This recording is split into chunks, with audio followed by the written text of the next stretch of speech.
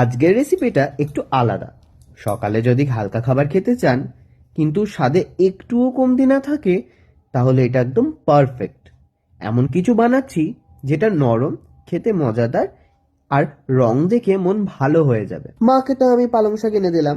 মা প্রথমে পালং শাকটাকে গরম জলে ভালো করে ধুয়ে সেটাকে জলটা ঝরিয়ে নিয়ে তার সাথে কাঁচা লঙ্কা, আদা আর রসুন দিয়ে ভালো করে বেটে নিল শিলনোড়ায়। এবার শিলনোড়ায় বেটে পেস্ট বানানোর কারণে না টেস্টটা বেশি আসে। তারপর ওর মধ্যে লবণ আর সর্ষের তেল দিয়ে ভালো করে নেড়ে নিয়ে তার মধ্যে একটু আটা দিয়ে একটা সুন্দর করে ডো বানিয়ে নিল। ব্যাস, অর্ধেক কাজ এখানেই শেষ। এবার একটার পর একটা করে লেচি কেটে নিল, দিয়ে ওটাকে লুচির মতো বেলে দিল, দিয়ে এরপর গরম তেলে একবারে ছেড়ে দেবে। আর যতক্ষণ না ফুলছে ততক্ষণ ভাজতে থাকবে। দেখতে পাচ্ছ কত সুন্দর কালার এসছে। এবার একটা সিম্পল আলুর তরকারি দিয়ে পরিবেশন করে দিল সকালের টিফিন।